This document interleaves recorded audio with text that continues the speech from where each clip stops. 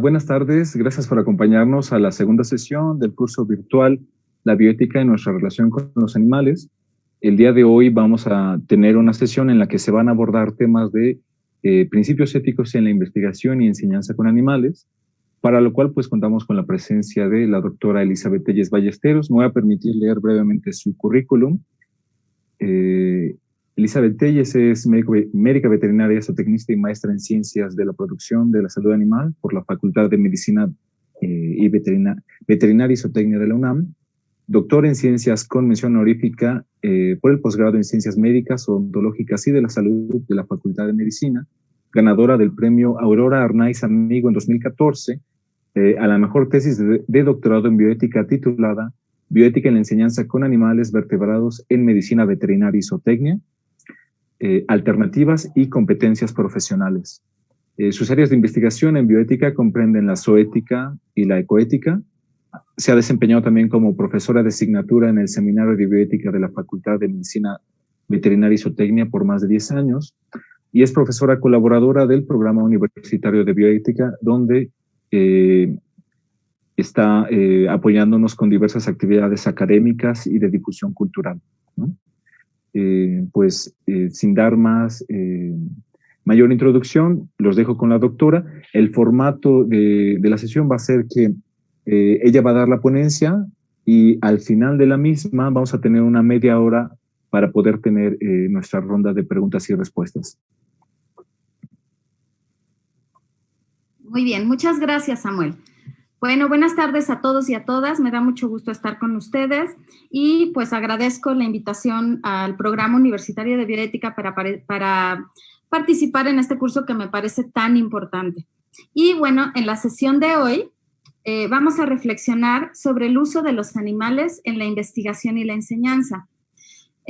Aquí les dejo mi correo para cualquier duda o comentario que no pueda alcanzar a ser respondido.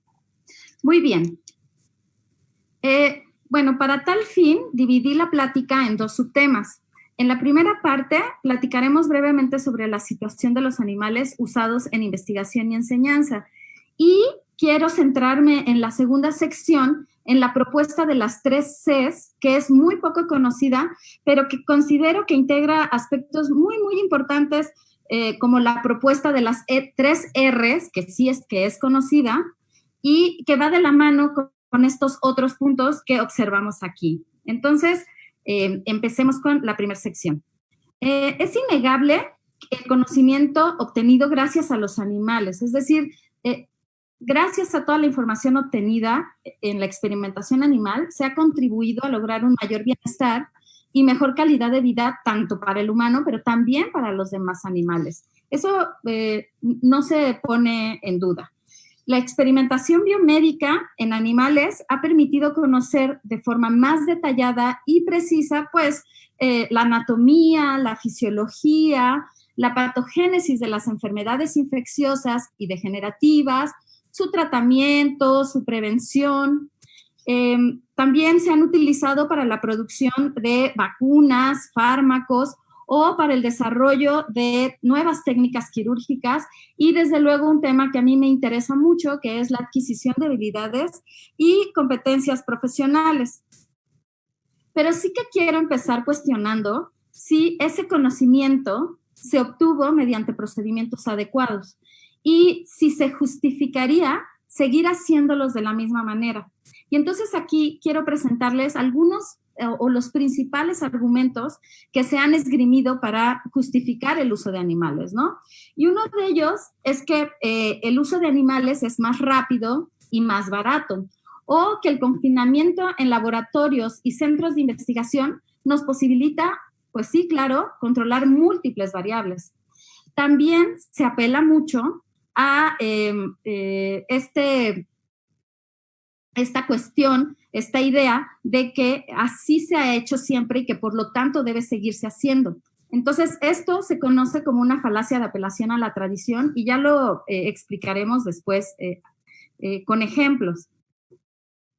Pero, en realidad, el punto más determinante es que no podemos hacerlo en humanos. Y es que a raíz de los experimentos nazis y por ende de la elaboración del Código de Nuremberg, se estableció que cualquier experimento hecho en humanos debe ser diseñado y basado en experimentos o en resultados previos con animales. Sin embargo, y como vamos a ver en las siguientes diapositivas, cada uno de estos argumentos puede ser rebatido. Entonces, por ejemplo, este último, ¿no? Como ustedes saben, la Declaración de Helsinki se derivó del Código de Nuremberg para evitar dañar poblaciones vulnerables en las que se realizaban experimentos. Y aquí copio el punto 21 sobre los requisitos científicos en los protocolos de investigación, en el que ciertamente demanda que la investigación se debe apoyar en experimentos realizados en animales. Y sin embargo, ahí enfatizo en rojo, se deben realizar solamente cuando sea oportuno. Y además, fíjense qué interesante, añade que se debe considerar el bienestar de los mismos. Entonces, vean cómo a partir ya desde el primer momento de la plática, ya nos empezamos a dar cuenta que la experimentación animal no es tan indispensable como se cree, y bueno, que si sí se va a llevar a cabo, entonces debe considerar ciertos cuidados o límites tanto bioéticos como, desde luego, científicos. Entonces, en uno de los artículos que les envié para la bibliografía, para que ustedes pudieran revisar información sobre este tema, uno de los artículos que se titula Cuestionamientos éticos en la generación de conocimiento con animales, hay un apartado en el que se explica cómo los animales también deben considerarse como un grupo vulnerable. Y esto es porque no se toma en cuenta su interés de no sufrir y, desde luego, de no perder la vida, no se les pide su consentimiento, ni pueden expresar su renuencia a participar y, lamentablemente, la mayoría de las veces tienen que morir al final del experimento. Por eso, en esta sesión, quiero desarrollar esta nueva aproximación para el uso ético de los animales, que se llama la propuesta de las 3 Cs. Y bueno, en realidad no es una nueva propuesta, es del siglo pasado, pero la verdad es que nunca se les dio suficiente difusión. De hecho, fue en 1975, durante un congreso de métodos alternativos, que esta mujer que observamos aquí, Carol Newton, que en ese tiempo era la jefa de departamento de biomatemáticas en la UCLA, desarrolló una ponencia que se titulaba La propuesta de las 3 S's. Y a saber, good science, good sense, good sensibilities. Y bueno, la verdad es que estos conceptos nos parecieron tan relevantes que entre mi tutora, colega y amiga, la doctora Beatriz Banda y yo, la tropicalizamos, la tradujimos y pues les dimos otros correlativos que esperemos que sean que se entiendan, Y entonces la denominamos la propuesta de las 3 Cs y cada uno de estos componentes significan o se tradujeron en ciencia correcta, criterio objetivo y cultura del cuidado. A su vez, cada una de las 3 Cs tiene sus componentes y, como vemos, la ciencia correcta se crea con un adecuado método científico, trabajando con integridad y en apego a la normatividad. En segundo lugar, el criterio objetivo o lógico en la experimentación tiene su fundamento en esta afamada propuesta de las 3 Rs y cómo es que se innova mediante la tecnología. Por último, la cultura del cuidado se construye a través de esta aplicación de teorías éticas de la ciencia del bienestar animal y de la responsabilidad de los agentes morales. Pero bueno, concretamente me voy a referir a estos agentes o a los investigadores, profesores y estudiantes que usan animales. Y entonces, justo en toda la plática voy a hablar de cada uno de los componentes. Vamos a ir paso por paso y sí quiero que recuerden y conserven en la mente cómo es que estos 3 círculos, estos 3 conceptos se interrelacionan y bueno, en realidad se traslapan, ¿no? Se conjugan para construir una buena praxis en la experimentación. Entonces, vamos a empezar con el primer componente de las 3 Cs, que corresponde a la ciencia correcta, y vamos a explicar su primer componente, que es un adecuado método científico. Entonces, ¿a qué me refiero o a qué se refería Carol Newton con el adecuado método científico?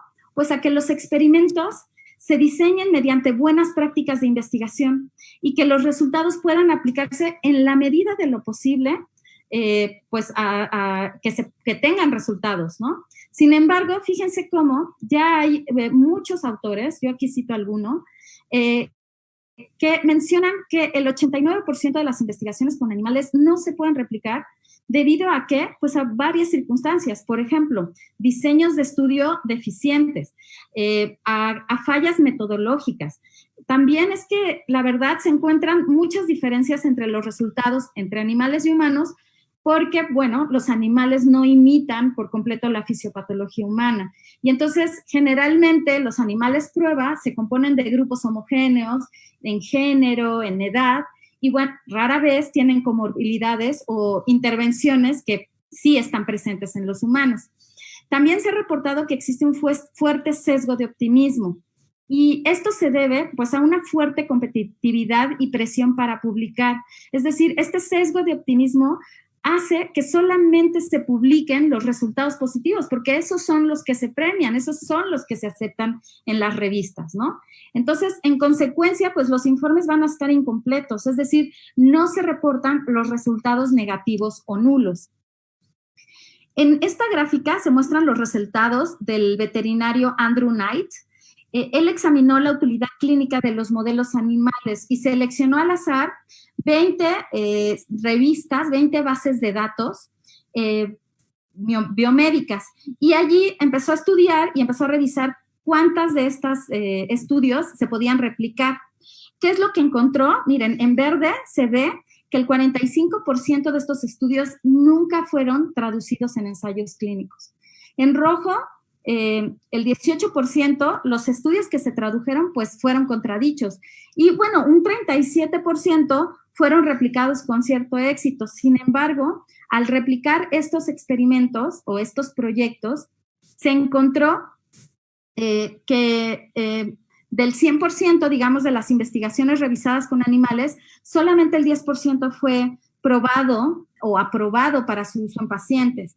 Y bueno, esto confirma el dato que había mencionado anteriormente en la diapositiva, ¿no? Y entonces, además, Knight reportó que las personas involucradas presentaron reacciones adversas graves, incluidas miles de muertes humanas.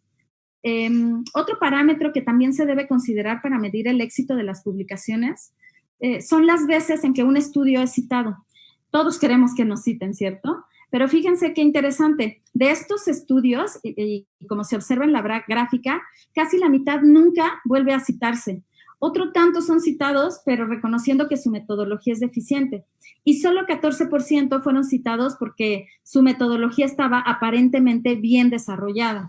Estos datos se publicaron en un artículo y posteriormente en este libro que les muestro en la pantalla, y en 2011, que se llama Los costos y beneficios de la experimentación animal. Pero no es el único, hay mucha bibliografía que reporta esta información y aquí les muestro otros 2 ejemplos escritos por autores reconocidos en el área de filosofía de la ciencia, el de Brute Science, y el de The Ethical Case Against Animal Experimentation, pues fue escrito por Lindsay y Lindsay, y ellos son reconocidos bioeticistas, ¿no? Entonces, la verdad es que en estos libros ustedes van a encontrar capítulos plagados de experimentos realizados con animales cuyos resultados nunca pudieron trasladarse. Bueno, pues evidentemente la conclusión es que se desperdician vidas animales en investigaciones no concluyentes. Y esto nos lleva al segundo punto para hacer una ciencia correcta. Y el segundo punto, como recordarán, se refiere a la integridad. Es decir, se requiere integridad en la publicación. En este artículo que ustedes están observando aquí, voy a poner nada más los títulos de los artículos. El médico y estadista John Ioannidis demostró cómo al revisar los análisis estadísticos de diversas publicaciones, pues no se desarrolla un correcto método estadístico. Es decir, él entiende que es bien fácil mentir con las estadísticas y pues encontró que la mayoría de los hallazgos publicados son falsos. Otras faltas de ética consisten en la duplicación de las investigaciones, pues ya sea debido a la necesidad de engrosar el currículum de los investigadores, recordemos la famosa puntitis, o para que los alumnos se gradúen, y evidentemente para que consigan más fondos, becas y subvenciones. Y bueno, la verdad es que yo lo reconozco, ¿no? Todos los que hacemos investigación queremos publicar, pero para ser íntegros deberíamos publicar no solo los resultados positivos. Los resultados negativos también son muy importantes. Y bueno, existen diversas revistas como esta francesa que vemos aquí, que se llama Negative Results, que reconocen que el 10% de la investigación que se puede aplicar se basa en ese 90% de investigaciones que no resultaron. Esto confirma, o bueno, lo que quiero decir es que en la ciencia, pues la última palabra no es la definitiva, que es solo el último granito de arena en una enorme montaña de evidencia.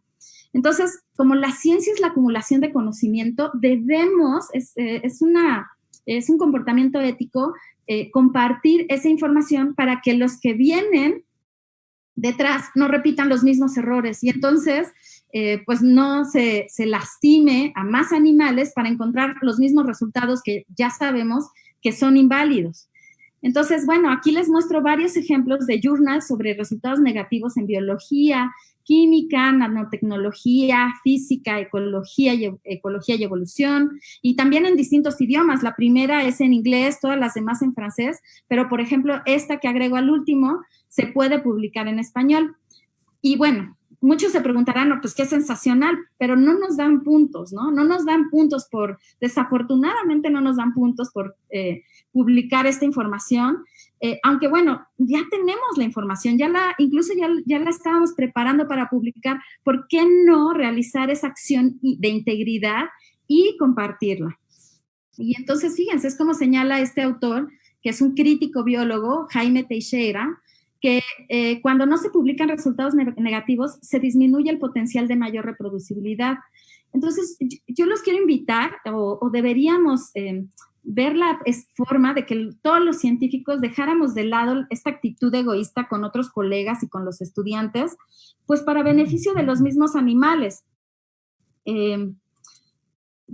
La verdad es que yo creo que sí se deberían promover esta creación de bancos de datos, tanto positivos como negativos y pues desde luego nulos. También compartir no solo los datos, también muestras, órganos de animales con otros colegas para evitar la duplicación del esfuerzo, pero sobre todo del daño de la vida de los animales. Y por último, habría que ser más críticos al premiar por publicar solamente los resultados positivos para evitar este sesgo de optimismo. Miren, aquí les quiero mostrar, en la última edición de la revista Science, un grupo de científicos reclamó transparencia en los modelos que se están publicando sobre la evolución actual de la actual pandemia. O sea, yo creo que este ejemplo de la pandemia nos queda muy bien para este tema, porque justamente vemos aquí cómo falta integridad, falta buen método científico y va a faltar muchos de los componentes de los que vamos a hablar a lo largo de la plática. La verdad es que estos autores se están quejando de que se han generado un montón de información que pues transmite información errónea, ¿no? Que puede, más que errónea, que puede confundir al público. Entonces, es muy importante la transparencia y el acceso a la información sobre el trabajo que los investigadores realizan, porque esto genera confianza pública y es la mejor defensa contra malentendidos. El mal uso y la información errónea de estos modelos y sus resultados se tienen que evitar. Y pues bueno, yo de verdad estoy convencida de que la transparencia junto con la capacidad de reutilizar datos también es una forma de asegurarnos de la calidad de lo que se publica. Vean, miren, en esta búsqueda que se realizó en Medline con estos términos de COVID-19 y SARS-CoV-2, al 11 de junio del 2020, se obtuvieron más de 21,000 artículos, pero fíjense bien, si se contrasta con las revisiones Cochrane, Cochrane es una base de datos que resume los resultados de estudios cuidadosamente diseñados. Esta base de datos solamente arroja 1,684 estudios con una alta evidencia sobre la eficacia de las intervenciones o sobre el tratamiento o sobre el manejo del coronavirus. Ustedes deben saber que bajo circunstancias normales un estudio puede tardar meses. y cuando no, años en prepararse y en completarse. Y además le tenemos que agregar que le siguen varios meses hasta que está listo, que se redacta, que se pone en circulación, pero solamente después de que un grupo de científicos especialistas en ese mismo campo lo hayan revisado y hayan certificado que de verdad es un trabajo riguroso y, por supuesto, publicable en una revista científica. Y bueno, es que lo malo es que en una crisis como la que estamos viviendo, el proceso normal se acelera y se omite y se puede dañar la calidad de las investigaciones. Miren, en esta publicación del país, se explica que en los primeros 3 meses de la pandemia se publicaron 20,000 artículos, es decir, 700 al día, lo que es una barbaridad. Entonces, es una realidad que estamos sepultados bajo la mayor avalancha de estudios científicos y eso implicará que alguien tenga que leerlos y explicárnoslos. Pero aquí viene lo peor. No buscamos fuentes confiables. Y entonces, a veces son los periodistas que desconocen de ciencia y que no saben interpretar los resultados los que comunican la información a los ciudadanos de a pie. Y entonces, esto se debe a esta terrible, feroz competencia entre los portales de noticia para publicar todas las novedades terapéuticas, aunque nos parezcan sumamente excéntricas, ¿no? Y entonces aquí pongo este ejemplo de varios que salieron en las redes sociales, que son burlas a las declaraciones de Trump sobre el uso de desinfectante inyectado vía intravenosa, y esto como tratamiento del coronavirus, ¿no? Bueno, pues aquí estos autores explican la conclusión: no lo hagan o morirán. Ajá. Pero bueno, esto es una broma, y puede dar risa, pero sí que es real para muchos otros casos, ¿no? Y en torno al coronavirus, por ejemplo, ha surgido mucha información de si se debe o no tomar ibuprofeno o cuánto beneficio generan las cloroquinas para su tratamiento. La verdad es que todavía no hay nada cierto, ¿no? Entonces, es preocupante porque la confusión puede ser muy grave y también la desinformación. Y entonces, estos otros autores, Alex John London y Kimmelman, publicaron este artículo en la revista Science también, que concluye que las crisis no son excusa para trabajar los criterios científicos. Para rebajar los criterios científicos, perdón. Y reclaman que se coordinen los ensayos clínicos para conseguir estudios robustos. En este mismo artículo evidenciaron que la misma situación de malinformación, de infodemia, se presentó cuando la pandemia del ébola. Y además ejemplificaron en el caso de la epidemia del SARS, del brote del SARS, que el 93% de los estudios se publicaron ya mucho después de terminada la epidemia. Entonces ellos dicen, la verdad es que es mejor no tener datos que tener malos datos, ¿no? Entonces, por eso yo insisto que en estos tiempos el parámetro también debe seguir siendo la excelencia. Aunque, retomando esta frase muy interesante que dice que tiempos excepcionales exigen medidas extraordinarias, yo sí creo que es válido cuando hablamos de qué. Bueno, miren, este señor se llama Thomas Hartung y él trabaja para el Centro de Alternativas a la Experimentación Animal de la Universidad Johns Hopkins. Y él la semana pasada dio un webinar al que, digamos, asistí virtualmente. Me gustó mucho, porque él en este webinar sí que dijo, este es el momento perfecto para que se le dé un empuje a las alternativas. Ajá. Y entonces se enfocó en difundir cuáles eran las ventajas de métodos novedosos de prueba que son libres de animales para desarrollar fármacos y vacunas contra el coronavirus. Por eso yo digo que, claro que la generación de alternativas sí que es una medida extraordinaria para estos tiempos. Bueno, y el último punto que compone a la ciencia correcta es el apego a la normatividad.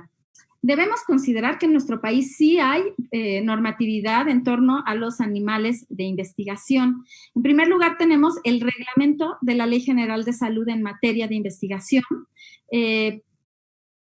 con estos 6 artículos específicos sobre la investigación con animales y que consideran evitar al máximo su sufrimiento.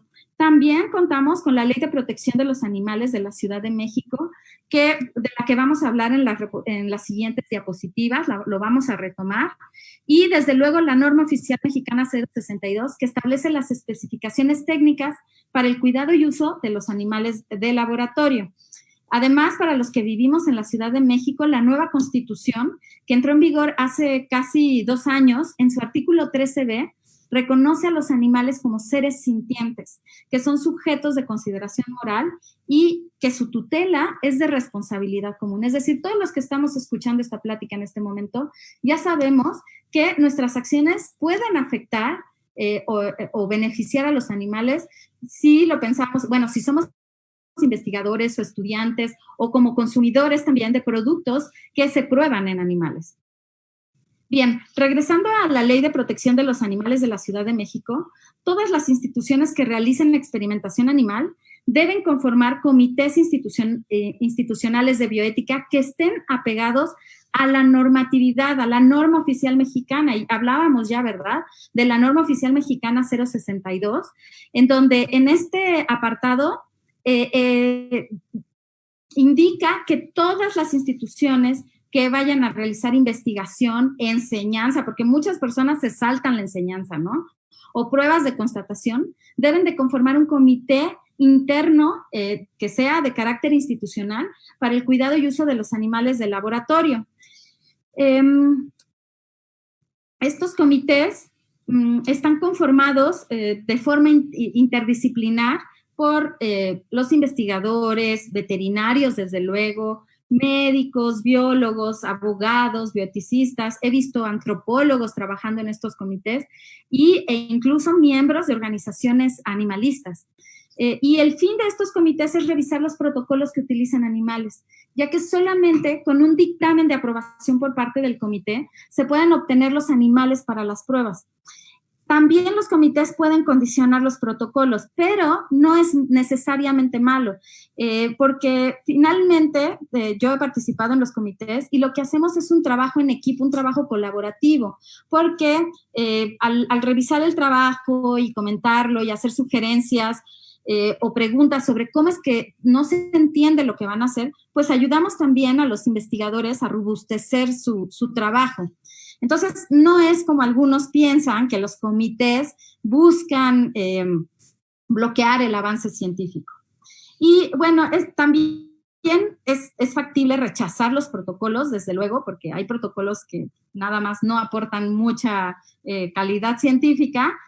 Pero fíjense que esta figura de los comités, aunque no puede sancionar como tal, solamente recomienda, sí que ha cobrado mucha relevancia. Es tan relevante que sin su aprobación, pues ningún trabajo puede obtener animales. Y si se lleva a cabo el trabajo, a pesar de que no se cuente con la aprobación, los resultados no se pueden presentar ni en revistas de renombre ni en congresos científicos.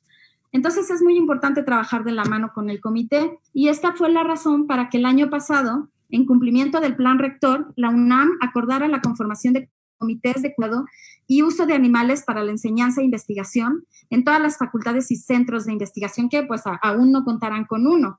Y entonces esto es con el fin de proveer el bienestar animal adecuado y pues estos principios que se observan en el recuadro rojo de no maleficencia, mínimo daño, distribución justa de los beneficios. Es importante explicar que los dictámenes del CICUAL se toman con base en criterios tanto científicos como éticos. Y entonces, así como ocurre en los estudios con humanos, donde se hacen estos meticulosos análisis riesgo-beneficio, también los CICUALes deben sopesar el daño al que se someterá a los sujetos animales contra los beneficios potenciales y esperados de la investigación. Antes se llamaba análisis costo-beneficio, pero muchos confundían el término costo y pensaban que se refería al costo, a los gastos del experimento o al costo de los animales. Y más bien se refiere al sufrimiento que experimentan estos sujetos experimentales. Entonces, ahora se conoce como análisis daño-beneficio. Y bueno, miren, en esta diapositiva les presento un modelo que se llama el cubo de decisión, donde a mayor necesidad de la investigación, con mayor beneficio real y directo y un importante avance en el conocimiento, pero que además provoque mínimo dolor y sufrimiento en los animales, nos indica que el proyecto se justifica y se considera una investigación éticamente aceptable, por lo tanto, puede comenzar a llevarse a cabo. Pero bueno, si la relación se invierte, provocando mucho dolor y sufrimiento en los animales y con mínimos aportes, entonces se debe rechazar porque se trata de una investigación éticamente inaceptable. Muy bien, entonces con estos señalamientos concluimos la primer C de la tríada que estamos revisando.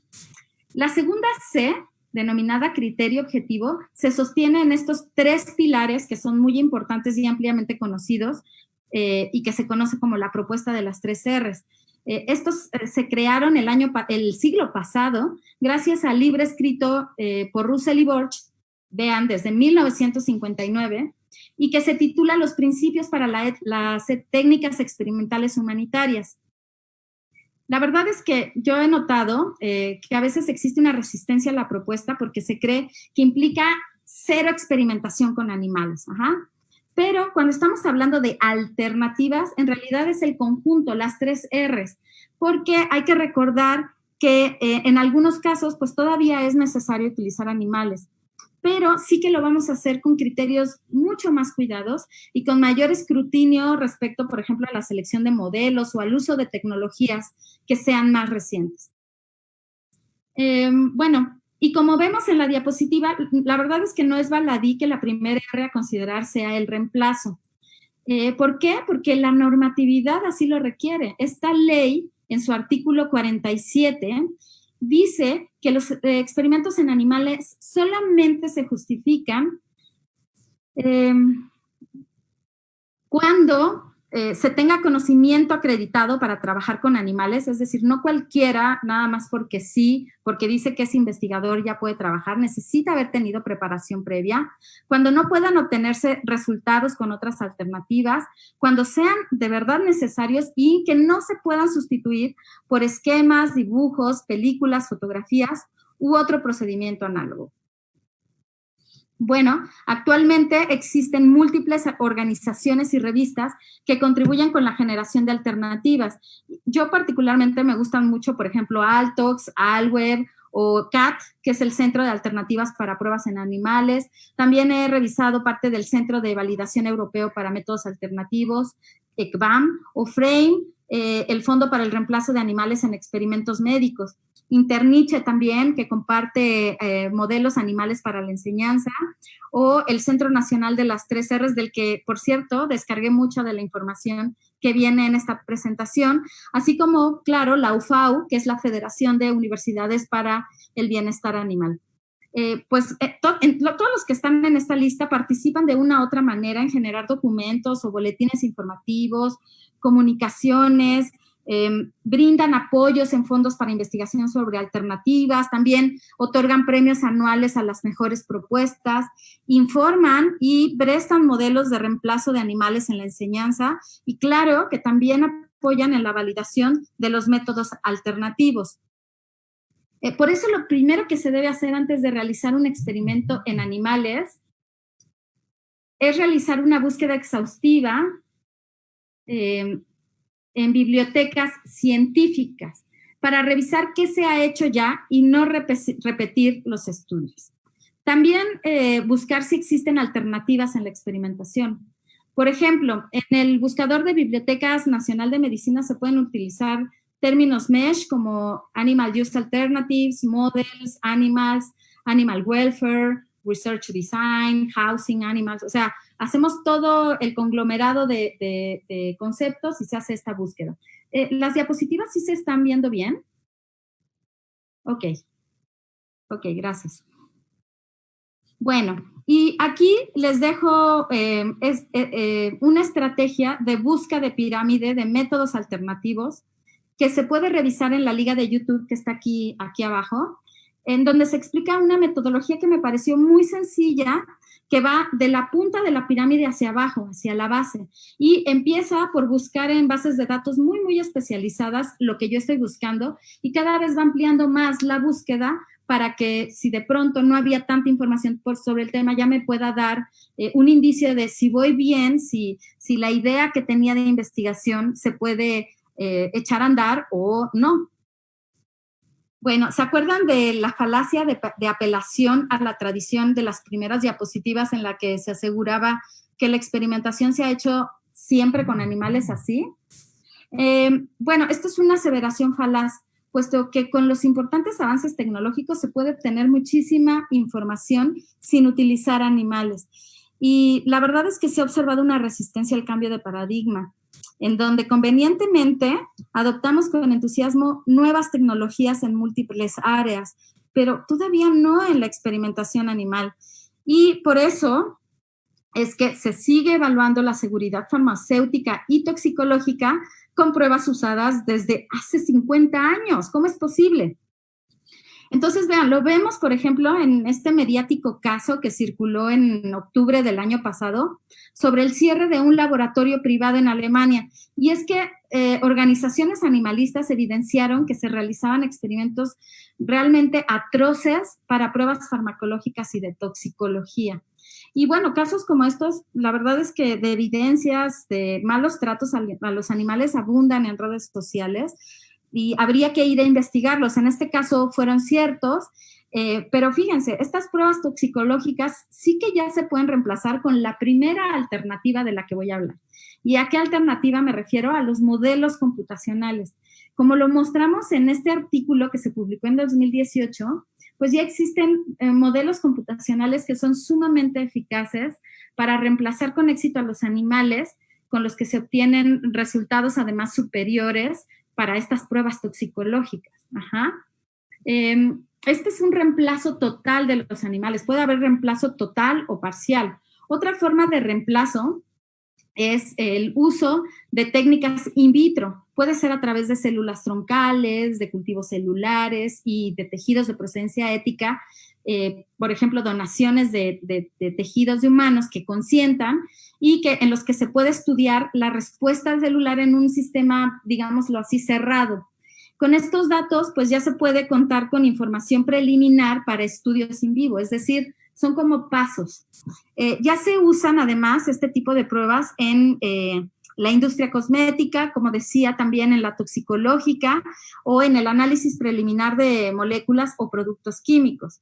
Por ejemplo, los cultivos reconstruidos de córnea humana o de queratinocitos donados de los humanos pueden reemplazar la prueba de Dreis de irritación ocular o dérmica, que es la que vemos en la imagen que se realiza con conejos.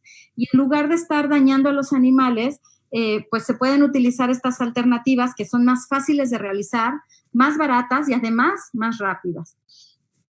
También se puede contar con esta otra de tecnología de cultivo celular en chips, que la verdad es que ha evolucionado pues ya mucho, y en los que se pueden probar sustancias químicas o procesos fisiológicos. Y bueno, hay múltiples estudios al respecto. Yo aquí nada más les estoy poniendo dos. Uno del 2016 y otro que se republicó recién al principios de este año. Y la verdad es que son tan útiles que la UNAM, en colaboración con el INER, cuentan con un laboratorio nacional de soluciones biomiméticas, que en este laboratorio se hace diagnóstico y terapia basada, entre otras técnicas, en estos chips o andamios celulares. Y vean, es que la verdad es que tanto impulso ha tenido esta tecnología que el doctor Francis Collins, que es el director del Instituto Nacional de Salud en los Estados Unidos, dijo en una conferencia en 2016, y bueno, lo cito, ¿no? Dijo: predigo que dentro de 10 años las pruebas de seguridad para medicamentos, así como la evaluación de la toxicidad potencial de numerosas exposiciones ambientales, se llevarán a cabo en gran medida con biochips humanos y reemplazarán principalmente las pruebas en animales para detectar toxicidad de drogas y detección ambiental, dando resultados más precisos a menor costo y con mayor rendimiento. Y vean que también para el tema del coronavirus, estos chips se han utilizado para probar probables tratamientos. Otra alternativa son los organoides impresos en 3D, y hay ya de hígado, riñón, intestino, con corazón, páncreas, testículos, y pues se pueden probar múltiples enfermedades, y, por ejemplo, podemos mencionar diabetes o cáncer. En el webinar que asistí, el doctor Hartung nos contaba que ellos están utilizando organoides de cerebro o brain spheres, que ya también se habían utilizado para estudiar Parkinson y Alzheimer. Ellos los están utilizando y la verdad es que con bastante éxito para demostrar que los antidepresivos que toman las mamás gestantes dañan a las neuronas de los fetos, provocando autismo en sus hijos al nacer. Entonces, en vez de estar dañando las neuronas en animales, pues se utilizan estos organoides. También, por supuesto, existe este reemplazo parcial de los animales y se utilizan animales más distantes a nosotros en la escala evolutiva. Y bueno, pues se utilizan en modelos invertebrados inferiores como el pez cebra, o en invertebrados como la mosca de la fruta, microorganismos como parásitos o levaduras, ¿no? Y la ventaja es que estos organismos tienen ciclos de vida corto, con bajo costo de manutención y que nos permiten estudiar desde enfermedades neurológicas hasta psiquiátricas, como lo vemos en este artículo, en el título de este artículo, que está titulado ¿qué puede aprender la psiquiatría de gusanos, moscas, abejas y peces? Pero bueno, también enfermedades cardíacas, autoinmunes, diabetes, cáncer o incluso enfermedades del comportamiento y del desarrollo o mutaciones por moléculas toxicológicas. Fíjense que, de hecho, 3 premios Nobel en medicina se han obtenido gracias a los estudios realizados con la mosca de la fruta al estudiar procesos de memorización en estos pequeños insectos, la mosca de la fruta, ¿no? Bueno, la verdad es que, como lo dice Shanks y sus colaboradores Grieg en este artículo, no todos los modelos animales son predictivos para los humanos. Ajá. Y la verdad es que si realmente queremos pruebas y métodos de investigación traspolables, como lo han propuesto figuras científicas, entre ellos veterinarios, Rollins o biólogos, conservacionistas, la misma Jane Goodall, médicos, filósofos como Saponsis, pues la verdad es que debemos considerar que los humanos somos los mejores modelos de experimentación para otros humanos. Y bueno, que algunos de los avances médicos que han contribuido a la salud no son resultado directo de la experimentación con animales, sino de la investigación clínica con miembros de nuestra especie.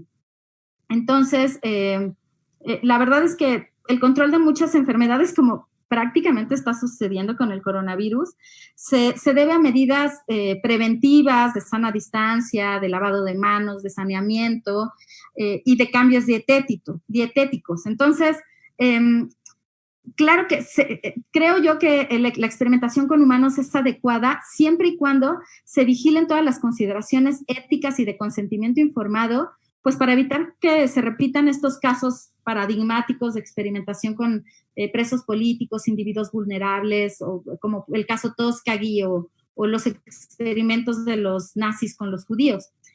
Y entonces, fíjense que en otra plática en la que escuché a Peter Singer, yo no conocí esta organización, pero él sí que la mencionó, y dijo que este tipo de organizaciones como One Day Sooner ha trabajado con voluntarios humanos para probar vacunas ya desde hace varios años con vacunas de varicela, influenza, dengue. Y bueno, como vemos, actualmente tiene un protocolo para probar la vacuna contra el coronavirus.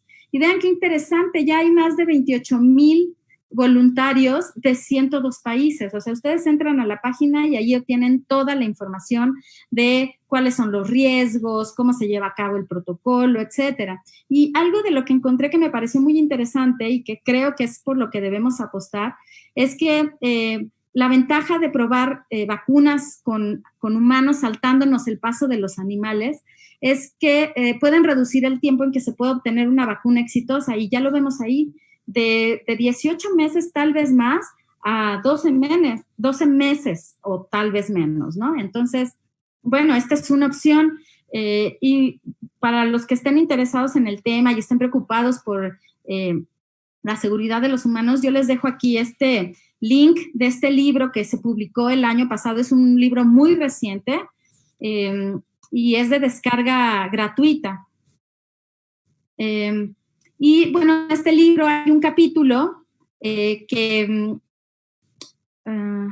se titula Reemplazar las pruebas con animales para mejorar la seguridad de los humanos. La verdad es que es un libro que recomiendo que hojeen, porque en general revisa de forma bien crítica el uso actual de los animales en la ciencia. Y vean, la verdad es que claro que en nuestro país existe interés en estos temas. De no ser por la pandemia, por estas fechas se estaría llevando a cabo el 4º Encuentro Internacional de Simulación Clínica en el área médica, donde se presentan un sinfín de modelos y alternativas al uso de animales, pero también de humanos, porque ofrece maniquíes para maniobras clínicas. Y entonces por eso ahora quiero pasar al tema de las alternativas que se utilizan en la enseñanza. Y aquí nuevamente tenemos una amplia gama de opciones, desde estos simuladores en programas de cómputo, prácticas con estudiantes. Hay unos catálogos impresionantes de fotos y videos que los profesores han acumulado a lo largo de su experiencia y que son alternativos. Este museo, por ejemplo, que se encuentra en mi facultad, que tiene piezas conservadas en formol o que están plastinadas y que pues puede haber en muchas instituciones educativas, estos museos de donaciones de órganos de interés patológico, o modelos anatómicos y maniquíes donde, pues, por ejemplo, se pueden practicar suturas, toma de muestras de sangre, de orina, se identifica perfectamente cómo está la anatomía del individuo, del sujeto, o cadáveres obtenidos de fuente ética de animales de compañía que murieron por alguna enfermedad y pues que los tutores donan, considerando que es importante el aprendizaje para los estudiantes, y pues simuladores como el SimDog, el SimCat, que permiten diversas maniobras de intubación. O sea, no se trata de un peluche, sí que hay diferentes modelos que pueden ser como muy básicos y otros que pueden ser más complejos, pero hay modelos que permiten maniobras de intubación, de toma de muestras, de ocultación o hasta de reducción de fracturas. Y bueno, la verdad es que desafortunadamente en México no existen todavía estos modelos de bovinos o equinos que se ven tan realistas, pero sí que en otras universidades del mundo ya existen y funcionan con muchísimo éxito. De hecho, en algunas universidades cuentan con laboratorios para desarrollar tales actividades. Y entonces quiero mostrarles este video de la Universidad de Virginia. Psychomotor skills are anything anyone does with their hands. And there's a whole gradation of skill level in a psychomotor skill. When you're first learning a new skill, you have to think about it a lot. That's the psycho part. What you're doing is the motor part. And as you increase in proficiency, the psycho part actually decreases and you're doing it almost mindlessly. And so what the skill lab allows them to do is start with that clumsy, I don't know what I'm doing stage and progress into the I don't even have to think about what I'm doing stage, and then hopefully we'll get them there before we get them onto the live animal. And what I'm studying is how can we improve that journey for the student? Are there ways, simple ways of what we can do to help them learn from themselves to make those awkward stages more seamless and Y entonces, como menciona el video, pues son estos laboratorios donde se adquieren habilidades prácticas y, bueno, ayudan mucho a que el estudiante gane confianza porque de pronto puede ser un poco torpe o puede sentirse inseguro y ahí refuerza el conocimiento anatómico o el conocimiento que podría, que se hace en animales y que pues se puede hacer en estos otros modelos. Ajá. Aquí tengo otro video de otra universidad en Estados Unidos que generaron estos perros maravillosos, la verdad, a mí me parecen impresionantes porque pues se utilizan para reemplazar las prácticas en cirugía y entonces el perro tiene un latido cardíaco, sistema circulatorio, tiene pulmones, vaso, hígado, muchos órganos realistas y que además sangran, ¿no? Y entonces que se pueden reemplazar porque se compran los reemplazos y la verdad es que los estudiantes se encuentran muy contentos utilizando estas alternativas porque pues además se evitan estas prácticas terminales, sobre todo en las escuelas de veterinaria donde los animales mueren después de las cirugías. Entonces, claro que es un equipo caro, Pero yo de verdad creo que estos se pueden diseñar aquí en México de forma más económica y que aunque fueran caros en su manufactura, al final van a ser baratos porque el costo no se equipara a lo que se gasta con los animales que sí se matan, ¿no? Muy bien, y también me gusta presentar mucho este video que se realizó en mi facultad y que se ha presentado ya por más de 2 años, creo, sobre, déjenme silenciarlo, este simulador de cesárea o de parto natural. Puede ser de cesárea y puede ser de parto natural. Y entonces se observa cómo, pues esta sí que es una actividad que se tiene que realizar con mucho cuidado y no es tan fácil tener tantas vacas ahí gestantes en las que podamos meter mano. Entonces, claro que es de mucha utilidad y tiene múltiples ventajas, es decir, ustedes ven a la izquierda cómo se puede abrir una ventana y el estudiante puede observar cómo es que también por dentro se ve el proceso de la maniobra. Entonces, pues yo creo que se puede echar mano de estas alternativas y claro que se puede buscar muchas otras, ¿no? Bueno, también se crearon estos famosos y creo yo muy adecuados programas de donación de cuerpos en la UNAM.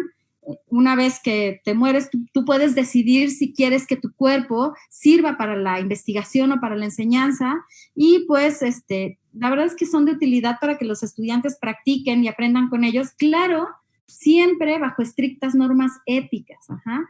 O estos quirófanos y modelos anatómicos que han reemplazado a conejos, a otros animales en algunas prácticas invasivas.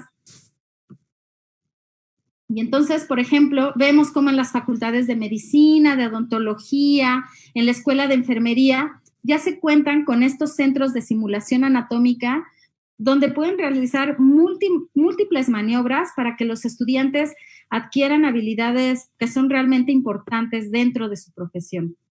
Y vean esta otra opción que a mí me parece pues muy interesante, es la opción de realidad aumentada y puede servir para la prepa o también para,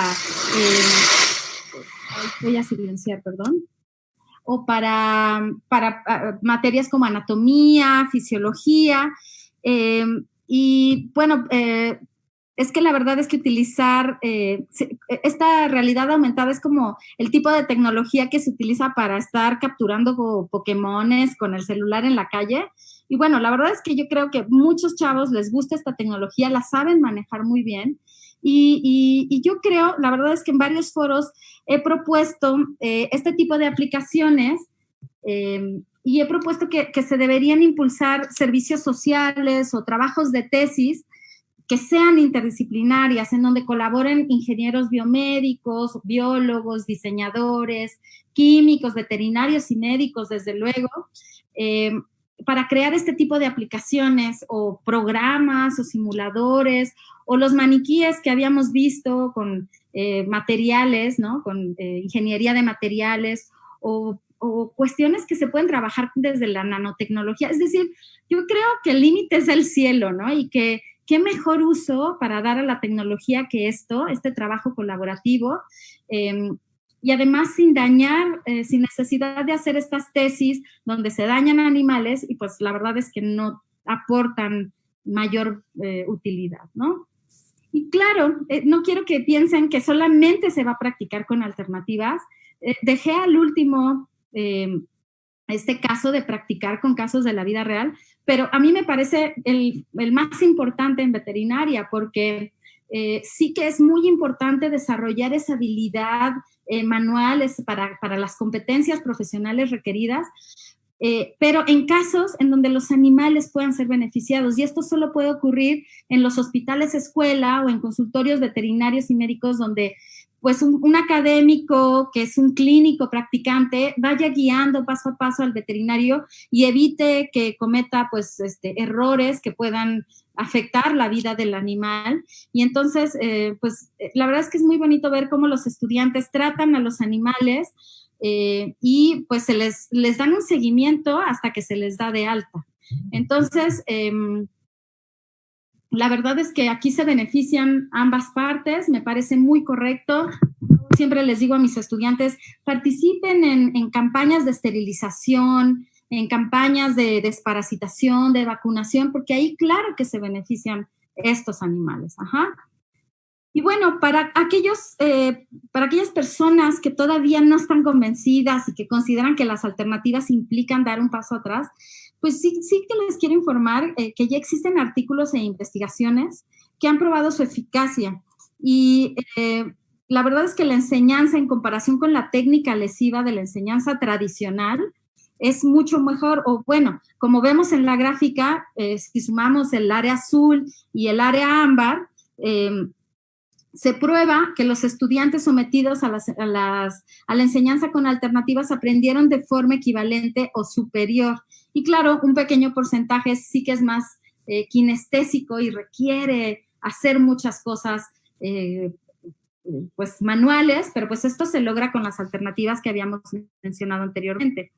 Y bueno, particularmente en veterinaria, donde la queja siempre es, queremos modelos animales para aprender a ser buenos veterinarios. La verdad es que también es una afirmación falaz, porque también hay estudios que han probado que las habilidades, la adquisición de competencias profesionales y habilidades clínicas se pueden obtener a través de los simuladores. Ajá.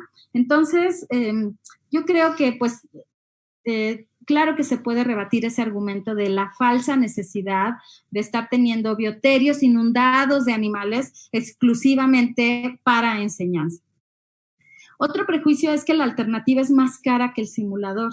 Sin embargo, también ya existen artículos que evidencian que el método tradicional es 5 veces más caro que el simulador, debido, pues claro, al tiempo que se debe pagar al personal que se encarga de los animales o a las sustancias empleadas en la práctica, a la adquisición, la crianza, el mantenimiento de los animales y al mantenimiento de las instalaciones, desde luego, y bueno, todo lo que implica manejar un bioterio.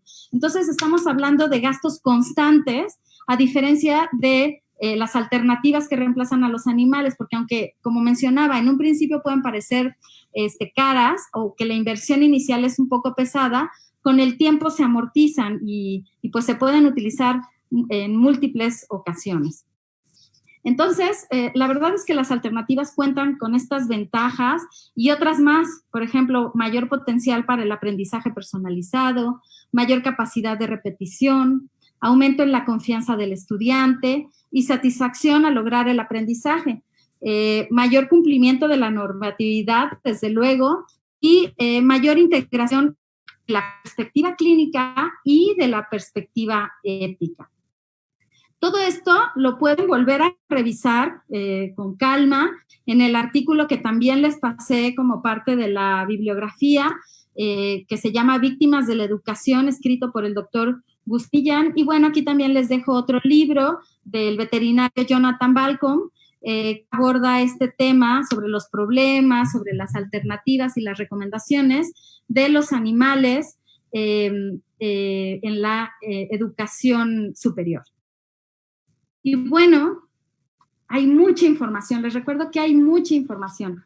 Aquí les dejo unas ligas que también ofrecen muchas alternativas. La plataforma Animal Learn vende modelos que se pueden utilizar incluso desde preescolar, que es muy interesante cómo muestran cómo nace un chícharo o cómo evoluciona un ajolote, hasta alternativas de licenciaturas como veterinaria, medicina, química, etc. Entonces, bueno, ahí están estas ligas, estas fuentes, y pues con eso acabamos el tema de las alternativas, que yo creo que es un tema que interesa mucho. Hay mucha gente que no sabe que existen, que no saben dónde se pueden buscar, y claro que fue como lo grueso de la exposición, pero sí me interesaba plantear pues estas, tal vez me faltan muchas otras, porque pues he explorado mucho sobre este tema.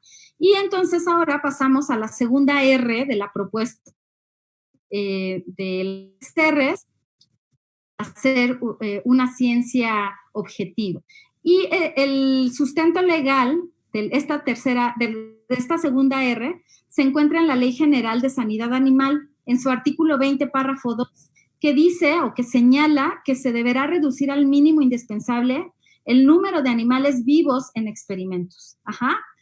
Y bueno, la verdad es que es muy común escuchar, hace rato comentaba con algunos de mis compañeros, que el número de animales utilizados en investigación científica es pues pequeño en relación al inmenso beneficio social que se produce. Y claro, es que se consumen más animales para la alimentación y en otros ámbitos, ¿no? Pero la verdad es que yo pondría en tela de juicio esta aseveración, porque pues si observamos las gráficas, aquí están la contabilización de animales utilizados hasta el 2018 y observamos que países desarrollados, que desarrollan mucha investigación, como Estados Unidos, Japón, Canadá, la Unión Europea, pues nos están reportando unas enormes cantidades de animales. Y algunos dirán, no te preocupes, no son tantas. ¿Y qué pasa con Latinoamérica? También en Latinoamérica pareciera que se utilizan muy poquitos animales, pero la verdad es que no podemos confiar en los datos por el problema o el tema del subreporte. No se reportan todos los animales que realmente se están utilizando para experimentación. Este artículo, que también es bastante reciente, en este artículo se explicaba y se muestran estos gráficos donde pues la Unión Europea está muy orgullosa de decir, aparentemente el número de animales que se utiliza pues va disminuyendo. Vean, desde el 2005 al 2017 sí se observa una disminución en el número de animales, pero los autores de este artículo sí están evidenciando las trampas de las que se echan mano. Vean, por ejemplo, no se incluyen los animales excedentes. Es decir, esos animales que no se utilizaron para las investigaciones, ya sea porque son hembras o porque rebasan la talla o la edad requerida para los experimentos,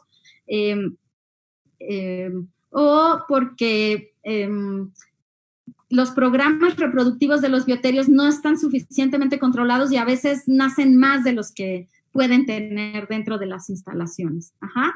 Pero tampoco reportan, como en el caso de Estados Unidos, a las ratas, a los ratones, a los peces, ni a los animales genéticamente modificados.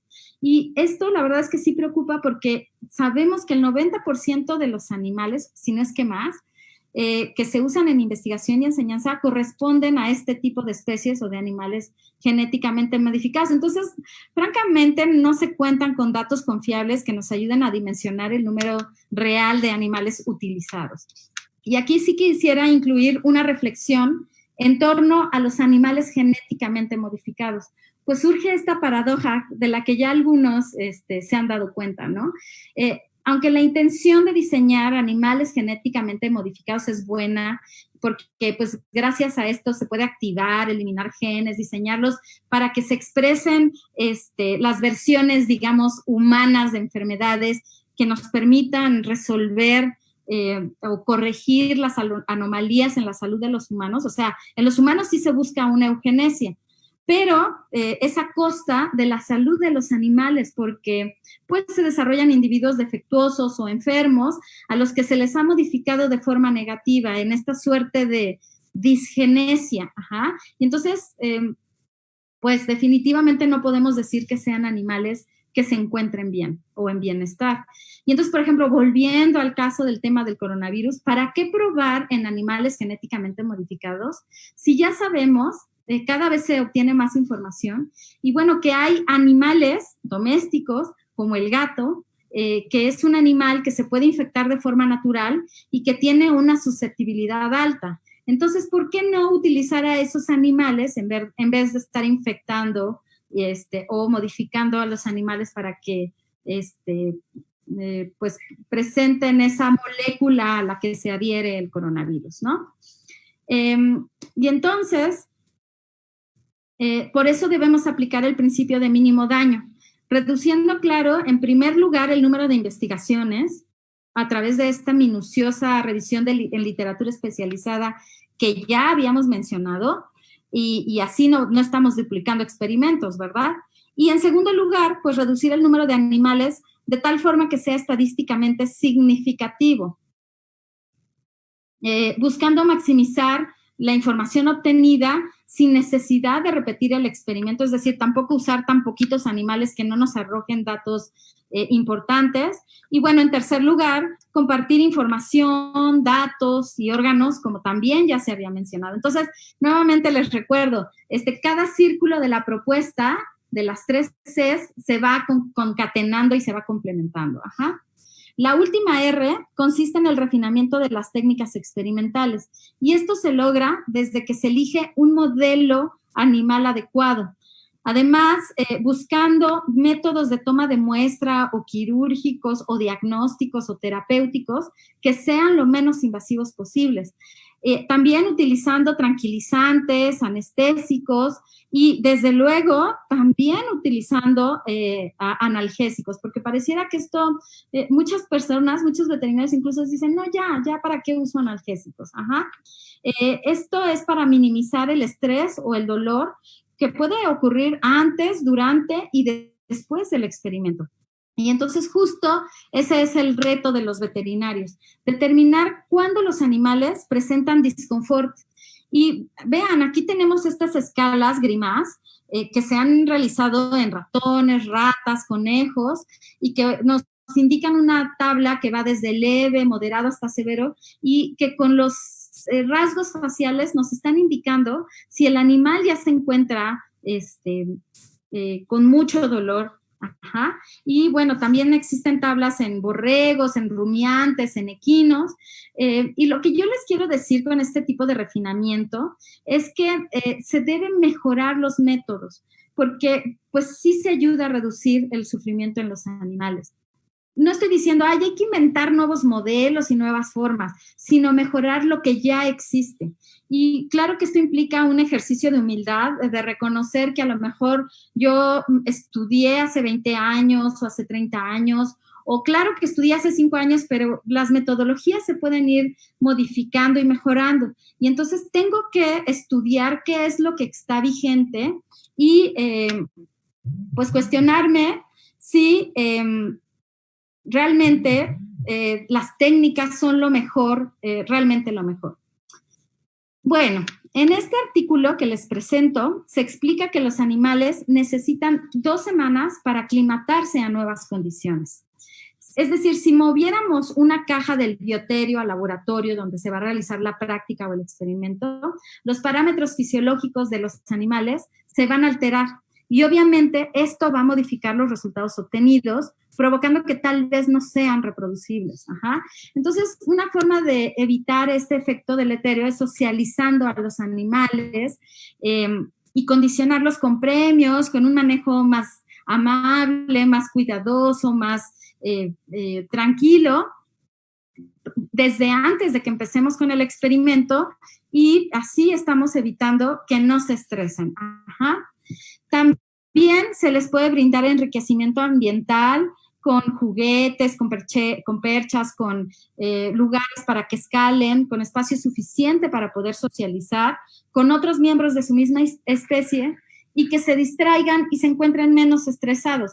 La verdad es que me gustó mucho esta imagen porque sí que es muy claro entender, ahora que estamos en confinamiento, ya entendemos y reconocemos que el encierro, y además imagínense sin enriquecimiento, pues se vuelve insoportable, ¿cierto? Entonces, ¿por qué no pensar que los animales viven sus vidas como si estuvieran en una pandemia permanente y que entonces deberíamos hacer algo para mejorar su situación?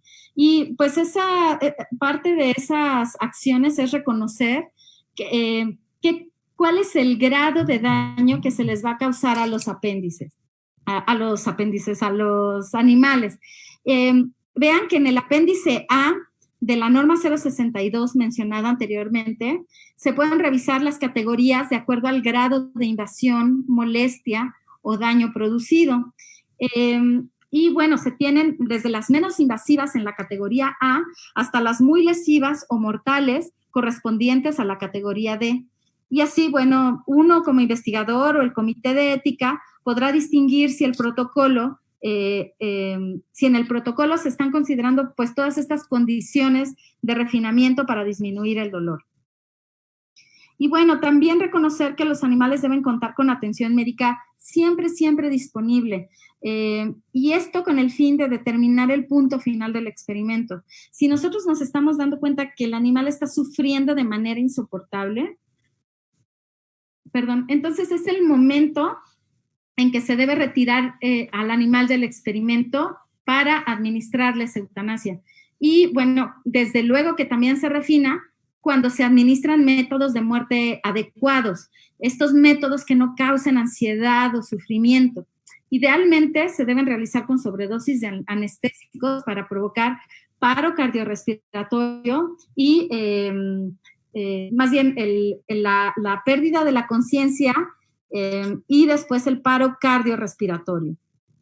Pero bueno, si el anestésico puede afectar la muestra que se tomará, entonces sí se podría justificar utilizar métodos físicos siempre y cuando el SICUAL lo avale. Y además que la persona que lo vaya a realizar realmente domine la técnica. O sea, los métodos físicos no son los más sencillos de llevar a cabo y sí requieren un entrenamiento.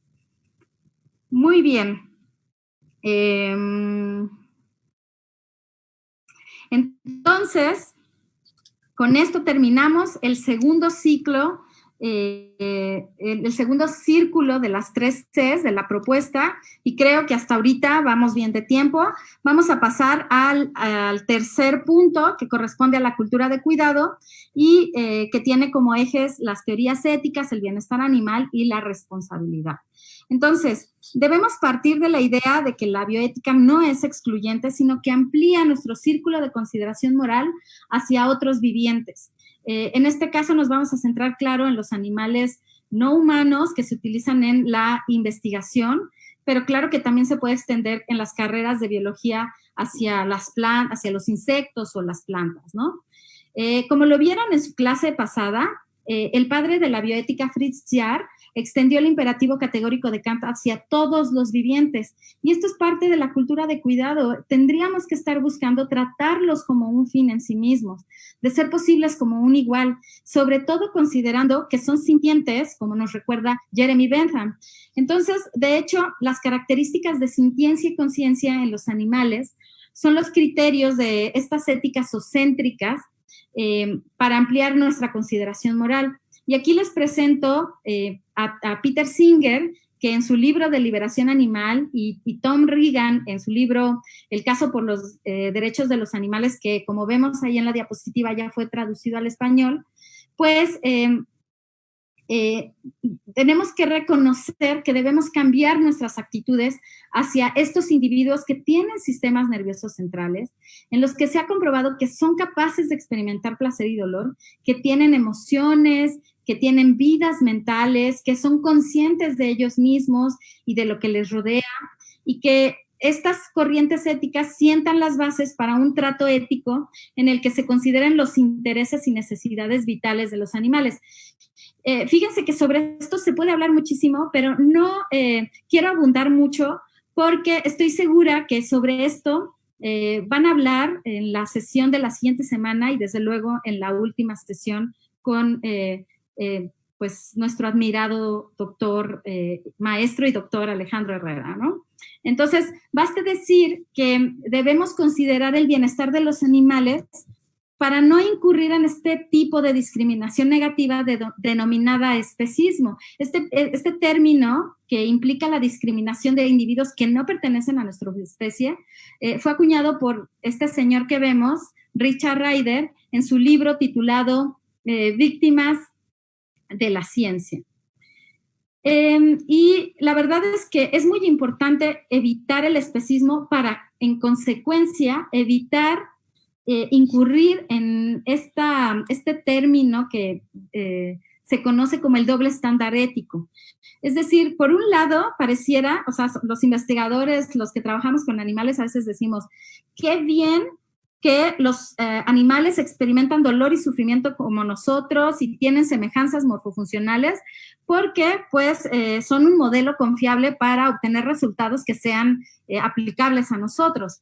pero cuando se habla de la consideración moral y de tenerlos en condiciones adecuadas, ahí sí ya no, ¿no? Ahí sí son completamente diferentes e inferiores a nosotros, y pues la verdad es que más bien es material biológico desechable.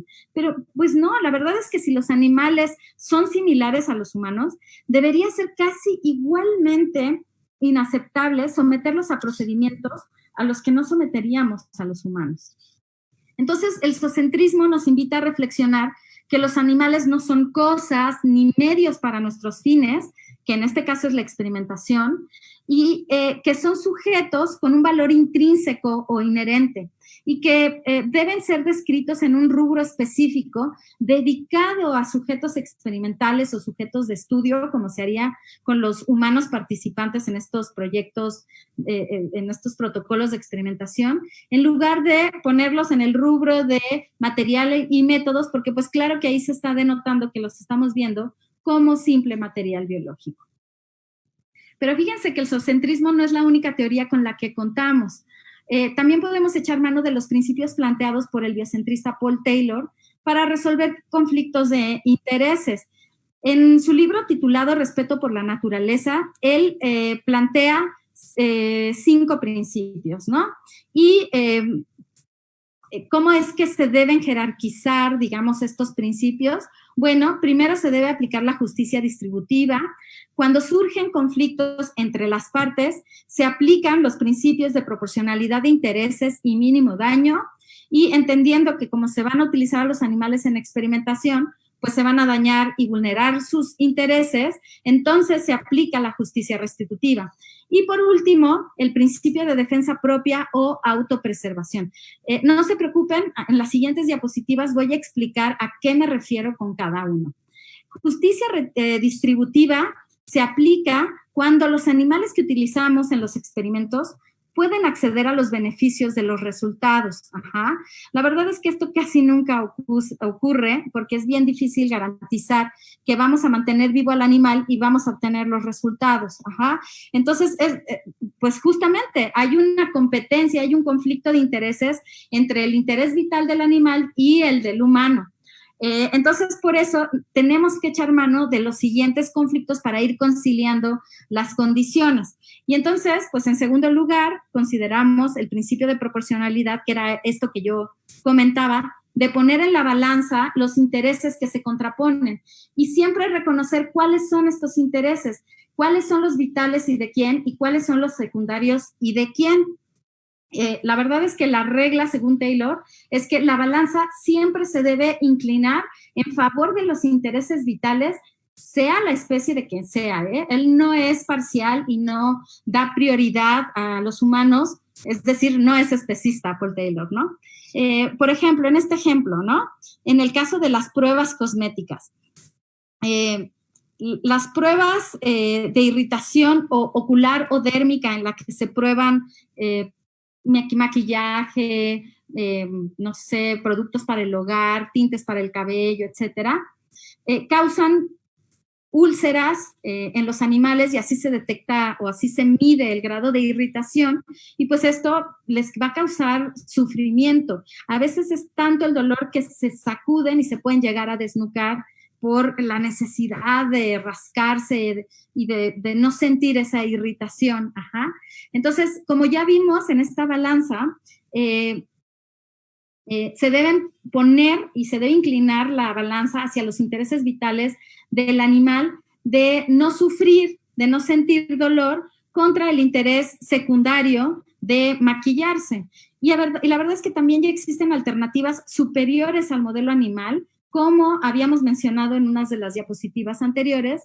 Y otra cosa que les quiero informar es que justo en marzo de este año, el Senado aprobó por unanimidad el dictamen que establece la prohibición de realizar pruebas de cosméticos en animales en nuestro país, lo cual me parece un avance importantísimo, ¿no? Esto va a ir avanzando, espero yo. Esta decisión se realizó antes de la pandemia y ahora pues veremos cómo va a ir avanzando, ¿no? Pero bueno, claro, evidentemente no en todos los casos van a estar contrapuestos intereses vitales contra secundarios. A veces están contrapuestos los intereses vitales de ambas especies. Y entonces es aquí donde tenemos que aplicar el principio de mínimo daño.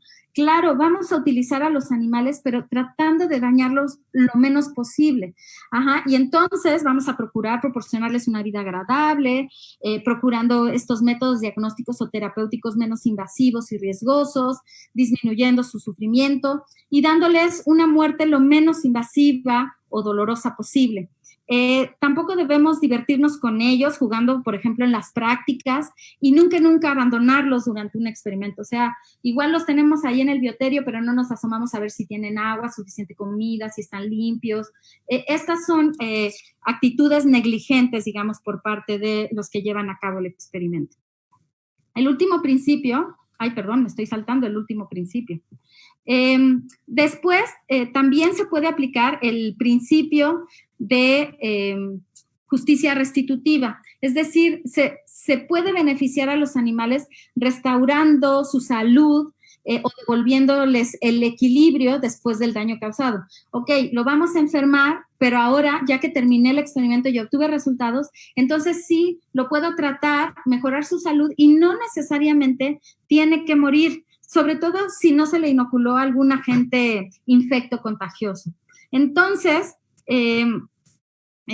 esto se puede aplicar en el caso de las prácticas, cuando se cuida a los animales con los que se utilizan para estas prácticas y que se les puede tratar hasta que se recuperen. Pero bueno, si el animal tiene que morir, entonces que muera bien, apelando al principio de mínimo daño y que el beneficio se reporte en sus congéneres. Y el último principio es el de defensa propia o supervivencia, que justifica matar organismos que nos causen un daño conocido. Entonces, claro que es totalmente válido tomar antibióticos o desparasitantes, por ejemplo. Yo veía en la sesión pasada que preguntaban si era ético matar a ratas, a las que mal llamamos plagas. En realidad, la única plaga es el humano. Pero bueno, si son animales como ratas que nos van a traer la peste, pues sí se justifica matar esos animales, pero no de formas terribles. Por ejemplo, se deben evitar esas trampas en las que las ratas se pegan y se mueren por inanición o los venenos que les causan unas muertes sumamente dolorosas. Lo que este principio exige es que no se debe utilizar cualquier medio para protegerse, sino solamente aquellos que ocasionen daño mínimo. Y entonces, pues antes, la verdad es que yo veo que es preferible lavarse las manos, tener una buena higiene y así pues no me enfermo y evito estarme bombardeando con fármacos. Vean que así es como se está trabajando con el coronavirus. Si se les llegara a quitar la vida a los animales para promover intereses particulares como publicar por publicar o titular a los estudiantes en investigaciones que no son novedosas, entonces no se puede considerar una acción en defensa propia. El segundo punto que compone la cultura del cuidado se refiere al bienestar animal. Y este es un tema polémico, porque todo el mundo dice, está el bienestarismo, el abolicionismo, y el bienestar es solo una corriente más, que además puede pasar de moda, pero créanme que pues yo como veterinaria, todos los que estudiamos veterinaria y que realmente estamos comprometidos con los animales, sabemos y reconocemos que es una ciencia, que es objetiva, que es medible y que busca desarrollar estrategias para proveer condiciones adecuadas en la que los animales puedan adaptarse a su medio, porque el bienestar animal no solamente tiene que ver con la salud física, sino también con la emocional. Y entonces, gracias al bienestar es que se pudieron determinar las provisiones necesarias para que un animal se encuentre en buenos niveles de bienestar. Y entonces, por ejemplo, proveer estas necesidades vitales como tener agua y alimento suficiente o permitirles un espacio para guarecerse, donde puedan moverse sin estar aislados, o proveerles de condiciones libres de miedo, angustia, sufrimiento, dolor o cualquier otra enfermedad, y también permitirles manifestar comportamientos propios de su especie. El asunto es que pues en investigación y ni en producción, ni los animales que están en zoológico, pueden tener cubiertas todas estas necesidades. Entonces, lo que se busca es tener la mayor cantidad de necesidades vitales cubiertas. Y entonces, vean, la verdad es que muchos investigadores todavía no lo creen, pero las instalaciones pueden arruinar los estudios, como se explica en este artículo de Nature. A mouse house may ruin the test, ¿no? Entonces, estamos como muy acostumbrados a este tipo de cajas tradicionales, en donde los animales apenas si se pueden levantar. Vean cómo en la primera caja está como muy agachadito, y a las ratas les gusta explorar pues en vertical, muy paraditas, ¿no? Entonces, y creemos que esto se va a resolver poniéndoles solamente rollos de papel, que es algo bueno, eso es parte del enriquecimiento ambiental, pero de manera ideal, fíjense, aquí les quiero demostrar una foto que me compartió un colega veterinario que trabaja con los animales en bioterios, y este es un premio a la instalación etológica de que cubre necesidades de bienestar en las ratas. Y estoy segura que muchos de ustedes han de estar cuestionando, híjole, ¿cuántos animales voy a tener allí? Pero bueno, recordando que estamos trabajando las 3 R's, si ya aplicamos la R de reemplazo, la R de reducción de animales y esta R de refinamiento, claro que sí, no se van a necesitar tantos animales, y además si se aplican unos correctos métodos estadísticos, ¿no? Y entonces, pues, confinamiento es sumamente importante. Vean las cajas tradicionales. En este video se observa una estereotipia, que es este movimiento repetitivo sin sentido, y denota a un animal que tiene una psicosis, tan enloquecido. Cuando hay el experimento, o más bien el comportamiento normal, debería ser como el de estas ratas jugando, pues que están divertidas, que están socializando, que evidentemente no se encuentran allí todo el tiempo, ¿no? Y que pues su salud mental está siendo cuidada. Entonces, podemos trabajar el bienestar de los animales a través del reforzamiento positivo. En la Facultad de Veterinaria se han dado pláticas al respecto. Y bueno, aquí vean este experimento donde se muestra que las ratas disfrutan de pues este enriquecimiento positivo cuando se les hacen cosquillas. Ay, me estoy perdiendo del sonido. Vean, escuchen este sonido que es infrasónico, de disfrute cuando la persona le está haciendo cosquillas. Entonces, animales menos estresados van a generar estudios más robustos y con resultados mucho más aplicables, ¿no? Y para terminar la plática, quiero hablar sobre el último componente de la cultura del cuidado. Me refiero a la R de responsabilidad, que muchos han considerado como la cuarta R. La verdad es que debemos asumir que nuestras acciones pueden ser benéficas o afectar a los animales con los que trabajamos. En este artículo de Roger Yates se analiza el lenguaje que se utiliza en experimentación y cómo se vincula con el abuso de poder y el especismo. Muchas veces restamos responsabilidad a nuestras acciones cuando denominamos a los animales no como seres vivos, sintientes y conscientes, sino como meras cosas, es decir, modelos, sistemas o material biológico o modelos quirúrgicamente alterados. A veces usamos eufemismos cuando nos referimos a su muerte, tales como descartar, eliminar, sacrificar, dormir al animal, ¿no? Porque eso nos hace sentir no tan culpables de que vamos a tomar su vida. Entonces, por otro lado, el concepto de cuidado o trato humanitario es un término del que realmente se abusa, que es utilizado en forma incorrecta. Por eso no me refería al punto final como humanitario, es un punto final. Cuando se busca en la RAE el término se define como caritativo, benigno o benéfico para el género humano. Es exclusivo para el género humano. Entonces, pues estos adjetivos de humanitario no se pueden empatar con las condiciones en las que experimentamos con los animales. Y también estamos usando términos que nos permiten tomar una conveniente distancia psicológica para no sentirnos mal por lo que les hacemos, y que se refleja muchas veces en la escritura de los artículos o de la metodología de los artículos o de los manuales de práctica. Por ejemplo, se insertarán electrodos, se inyectará formalina, se realizarán craniotomías, se nuclearán ojos, todo formulado en voz pasiva como si nadie realizara la acción. Incluso a veces se describe como si el animal hubiera consentido. Por ejemplo, 12 ovejas donaron 45% de su sangre, o 5 macacos tomaron parte en la prueba. Y en la enseñanza ocurre algo similar, pues con la noble intención de adquirir conocimientos, se pueden incurrir en acciones violentas sobre estos cuerpos vulnerables. Es decir, se le resta importancia al mal ocasionado y se justifica creyendo que se hace para conseguir un bien mayor o por obedecer a la autoridad que es el maestro. Es muy similar a lo que estudió Hannah Arendt en su libro de Eichmann en Jerusalén, que es lo que le ocurrió a los soldados nazis que obedecían órdenes al matar a los judíos en los campos de concentración. El problema surge cuando los actos violentos se vuelven cotidianos frente a nuestros ojos. Y es que existe como una suerte de habituación al daño, de tal manera que pasan desapercibidos. Entonces, también puede ser que haya una inercia que nos hace decir, pues así se ha venido haciendo siempre, es lo que debe ser, no tiene mayor importancia y algo bueno saldrá de este daño, ¿no? Entonces, es como si se banalizara el mal. Bueno, ¿y cómo se perpetúa o se transmite esta forma de violencia que en realidad no se ve como tal?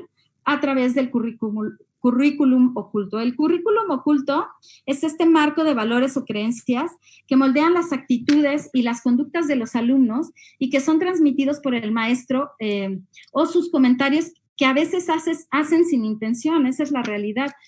Fíjense que les quiero contar que durante mi proyecto de doctorado visité varias escuelas para observar cómo se realizaban las prácticas y las actitudes de profesores y estudiantes. Y escuché desafortunadamente cómo algunos profesores animaban a los estudiantes a realizar las prácticas diciéndoles que pues la hicieran en ese momento porque tal vez nunca la volverían a hacer. Entonces, pues, ¿qué competencia se puede obtener de ese aprendizaje, no? Estas actitudes y currículum oculto se mantienen al seguir un paradigma cartesiano, en esta idea de Descartes de que los animales son máquinas, son autómatas, que no nos importa si sienten, si vocalizan, y entonces, pues los estudiantes designan a los animales como material biológico en lugar de como seres vivientes y sintientes. Incluso a veces se escucha decir entre los profesores pues que la desensibilización asegura una adecuada actitud para crear buenos científicos y profesionales que sean racionales, que no tengan comportamientos sentimentalistas, como si esto fuera una cualidad negativa. Y yo considero que todo lo contrario, que entre más sensible seas al dolor de los animales, vas a realizar protocolos éticos, más éticos, protocolos de investigación más cuidados, ¿no? Elena Pedersen, esta pedagoga que escribió el libro Humane Education, explica que las prácticas lesivas son una suerte de filtro que puede provocar, por un lado, la deserción de los estudios de los estudiantes más sensibles de los que hablábamos, porque al rehusarse a realizar la práctica, entonces la violencia que se iba a aplicar a los animales se extiende hacia ellos y se estigmatizan y se les hace objeto de burla. Entonces, hay mucha gente que ha desistido de estudiar profesiones de las ciencias porque justamente dicen, no soporto ver cómo un animal sufre, cuando podrían aportar mucho en esta área. Y por otro lado, esta práctica lesiva puede generar en los estudiantes que se quedan una visión instrumental de los animales y con ello pues la disminución en la capacidad de compasión y de la toma de decisiones. Y esto tendrá efectos contraproducentes en el actuar ético de los futuros profesionales. Sin embargo, la verdad sí les quiero presentar que la Ley de Protección de los Animales de la Ciudad de México no solo protege a los animales, también protege a los estudiantes. Y en su artículo 46 establece que ninguna alumna o alumno podrá ser obligado a experimentar con animales contra su voluntad. Y aquí me estoy refiriendo a las prácticas lesivas, ¿eh? Si hay estudiantes que me estén escuchando, no quiere decir que van a apelar a objeción de conciencia solamente porque tienen flojera. Es realmente un ejercicio ético en el que se cuestionan si la práctica que va a dañar al animal y eso los va a afectar a ustedes. Y entonces esta ley también conmina a los profesores para que proporcionen prácticas alternativas o una forma alternativa para evaluar que los estudiantes realmente están adquiriendo el conocimiento que se está buscando con la práctica. Es decir, no estoy satanizando la práctica, estoy explicando que no en todos los casos se puede obligar a los estudiantes a realizar estas prácticas, sobre todo las lesivas. Ajá. Entonces, con esta última aseveración cerramos el tercer componente de las 3 Cs para una buena práctica en la experimentación con animales. Y bueno, no quiero terminar esta presentación sin comentar esta última cuestión porque pues existe una polarización de puntos de vista, lo hemos notado en la sociedad, en los comentarios, cuando vamos a foros y se contraargumenta, ¿no? Yo sí quiero explicarles esto que les explicamos a los chavos de veterinaria, para que ellos aprendan a distinguir, y todos nosotros, desde luego, aprendamos a distinguir a qué nos estamos enfrentando. Si se trata de un problema, de un dilema o de un conflicto. Un problema, pues es difícil, pero se conoce su solución. Y en bioética, pues estos sí se presentan, pero pues son los más fáciles de resolver.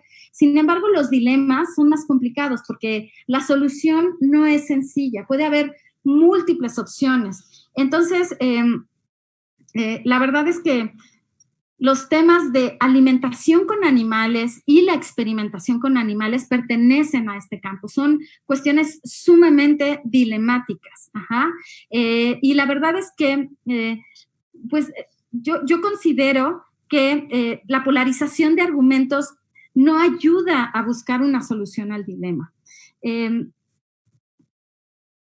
Lo que queremos evitar es justamente un conflicto, donde no haya reflexión, donde no haya diálogo, donde haya apelación ad hominem ofensivo y se juzgue a las personas y no haya este canal de apertura. La bioética es justo este puente, este diálogo en el que debe haber comunicación, apertura, tolerancia. Es este espacio donde todos podemos vertir el conocimiento que tenemos y en función de esta reflexión, de esta capacidad de realizar el juicio ético, pues es que vamos a poder obtener una solución. Entonces, por ejemplo, sí de verdad quiero enfatizar que ni los defensores de los animales son terroristas, anticiencia, ni tampoco que todos los investigadores son insensibles y que ven a los animales como simples herramientas que usan, destruyen, desechan, compran. No es así. Ajá. De hecho, existen investigadores responsables y empáticos con los animales. Pues como vimos que yo los estuve citando a lo largo de la presentación, también quiero hacer un reconocimiento a mis colegas, amigos míos que trabajan en bioterios y que yo admiro mucho por su gran esfuerzo y dedicación para mantener bien a los animales y, claro, aportar conocimiento para la ciencia que sea de utilidad para todos. Y también reconocer que muchas de las alternativas al uso de animales y las formas para mejorar su bienestar fueron desarrolladas por científicos. Entonces, no se trata de que yo ponga etiquetas y diga todos somos así, es más bien plantearles cuál es la situación, qué condiciones, qué situaciones se han visto y pues que se abre el diálogo con tolerancia, escuchando argumentadamente y pues haciendo este juicio ético, ¿no? Entonces, quiero terminar aquí la plática enfatizando que debemos ser responsables de los animales que nos han dado tanto, que debemos ser responsables con sus vidas, con su cuerpo, con su dolor. Les agradezco mucho el interés en este tema y pues doy paso a la sesión de preguntas. Gracias.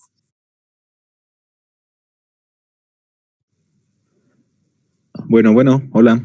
Hola. ¿Me escuchas bien, Eli? ¿Sí? Sí, está perfecto ahí. Samuel. Tenemos muchas preguntas y también muchas felicitaciones por tu presentación, por la charla que estás dando. Dice Arely Herrera, soy psicóloga y nunca había reparado en las implicaciones emocionales negativas a mediano y largo plazo de los estudiantes que se ven orillados a experimentar con animales no humanos. Sé que los animales se deben de respetar porque su vida vale y porque tienen un fin en sí mismo, sin importar lo que implique para nosotros, pero me parece que se puede apelar a esta cuestión psicológica como un subproducto negativo del uso de animales. Sí, bueno, claro, en efecto, y hay mucha información en este sentido, como mencionaban de las últimas diapositivas.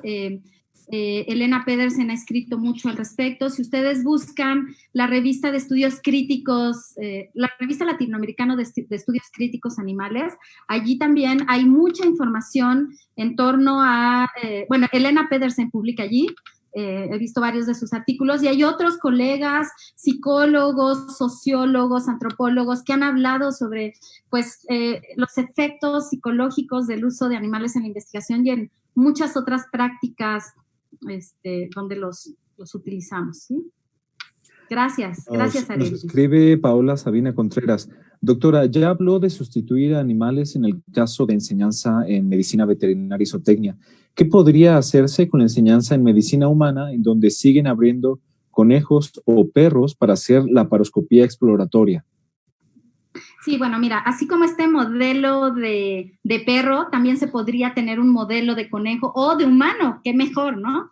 Entonces, yo sí quiero reconocer que en la Facultad de Medicina sí se han observado cambios, o sea, sí fue muy mediático el caso en el que los estudiantes de medicina que tenían buenas calificaciones objetaban a realizar prácticas lesivas con los conejos. Y entonces entraron en diálogo y buscaron estrategias y buscaron vías y canales. Y la verdad es que también quiero reconocer que la Facultad de Medicina aceptó esos canales, abrió pues, los oídos y cumplió, pues les mostraba en las diapositivas cómo se han comprado modelos y alternativas que suplen a los animales. Entiendo que solamente en algunas prácticas, claro que todavía hay mucha piedra que picar y aquí se requiere de la labor de los estudiantes, desde luego, también de los profesores, también de las autoridades y la sociedad, ¿no? La sociedad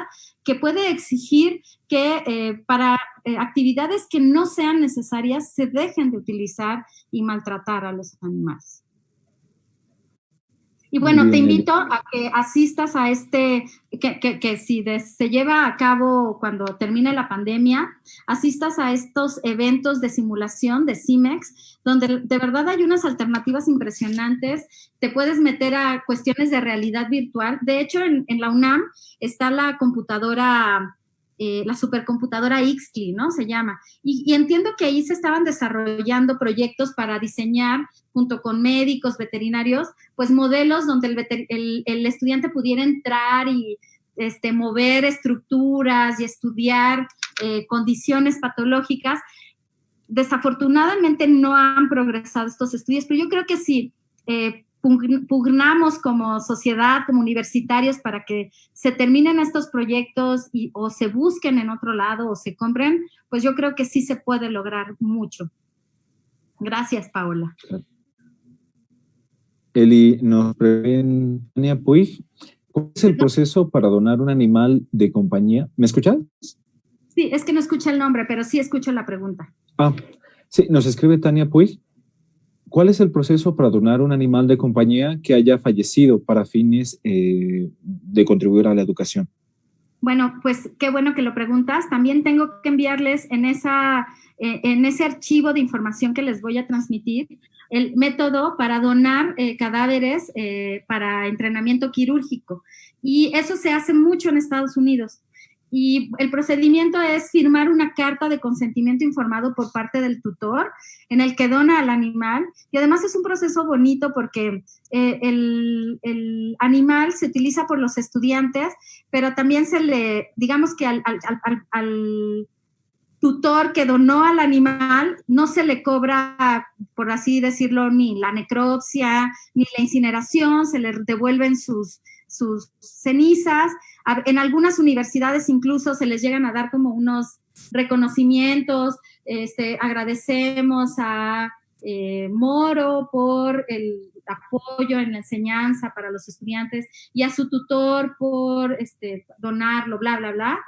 Y la verdad es que también ha habido casos en los que algunos estudiantes escriben cartas para el animal. Entonces es un procedimiento muy sensible, tanto para el tutor como para que los estudiantes aprendan este tipo de estrategias de comunicación sensible hacia los tutores de los animales. Y en nuestra facultad, en la Facultad de Veterinaria, sí se estuvo realizando por un tiempo mediante este proceso, pero desafortunadamente, según entiendo, uno de los incineradores falló y no se podía dar abasto para la demanda, se tenía que enviar a incinerar a otros lados y pues después vino el paro y claro que la intención es recuperar estos procedimientos, pero pues primero habrá que resolver muchas otras cuestiones técnicas, desafortunadamente. Pero pues en otras escuelas se puede también buscar que se realice este procedimiento. Gracias, Tania. Nos pregunta Carlos Badra. Doctora, ¿cómo se interpreta la legislación, el tema de la relevancia moral de los animales y la consideración de su bienestar, si en la práctica no garantiza derechos básicos como la vida, la libertad y la no tortura? Uy, es una pregunta muy interesante, muy compleja. Pues no, en realidad no es tan compleja.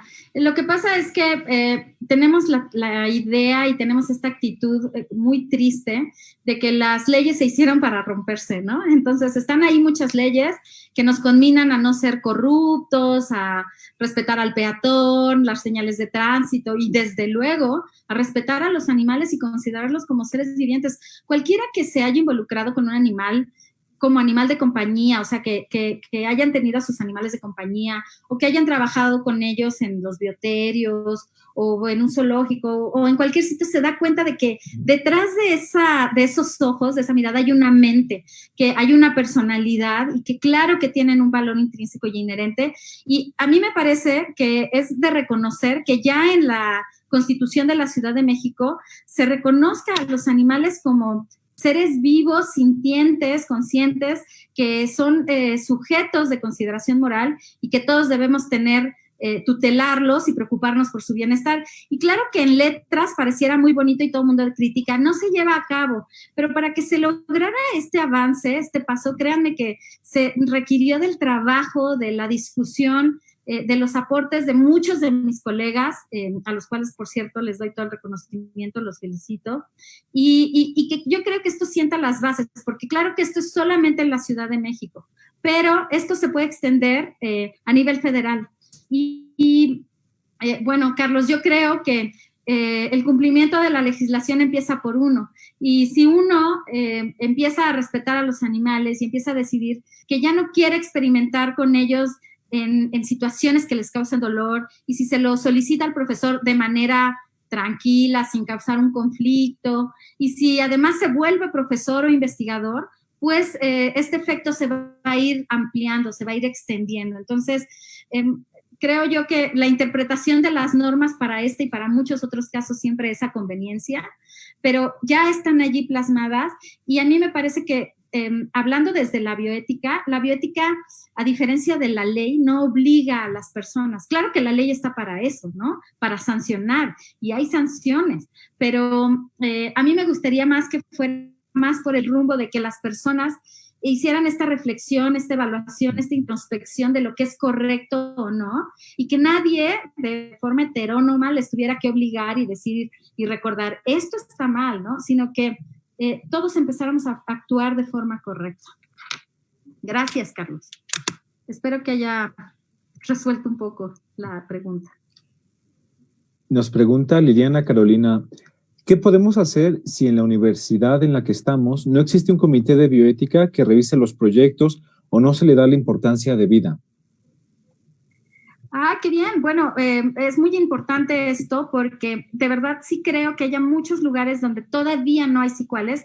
Como mencionaba, hasta apenas el año pasado nuestra propia universidad estableció esta normativa de que en todos los lugares debía haber CICUALES. O sea, es que estaba como todo muy desuniforme, ¿no? En unos institutos se había, en otras escuelas no había, etcétera. Y bueno, esto ocurre en el resto del país. Ajá. Entonces, claro que pues todo el mundo querría que ya mañana estuvieran los CICUALES. Y esto tiene que ser un proceso paulatino, pero que sí se tiene que lograr y que sí se tiene que alcanzar. Entonces, Liliana, yo te sugiero que contactes con los profesores que trabajan con los animales, que te comuniques con ellos, que les expreses tu necesidad, que en equipo vayan, o más bien esta inquietud de conformar el CICUAL, que en equipo vayan y hablen con las autoridades, con los directivos, que se explique que se está contraviniendo la normatividad, desde luego, pero que también es importante, pues, como parte de la formación ética y humanística de los que están estudiando en esas escuelas.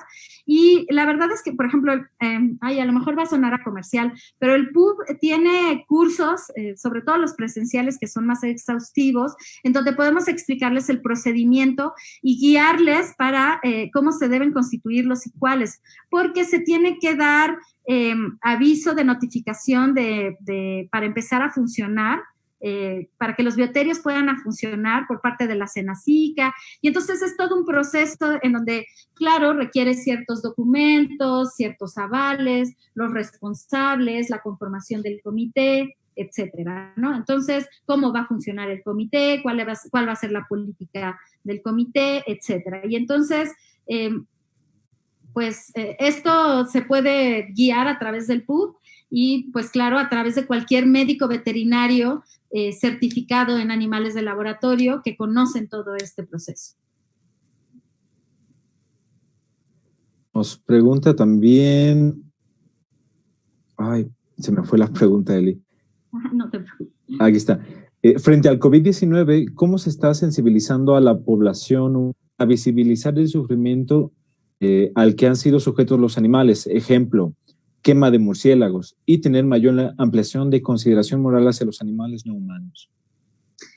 Ay, pues la verdad es que hay muchas pláticas en YouTube, muchos webinars. La verdad es que yo creo que nos falta tiempo para poder ver todas las conferencias y todos los eventos que están aportando información relevante. A mí me faltan horas en el día, pero sí te puedo recomendar que por parte de mi facultad, en YouTube, no sé si alguno de los colegas que esté presente y que tenga la liga, tal vez la pueda pegar en el chat. Si no, yo también la puedo incluir en la información.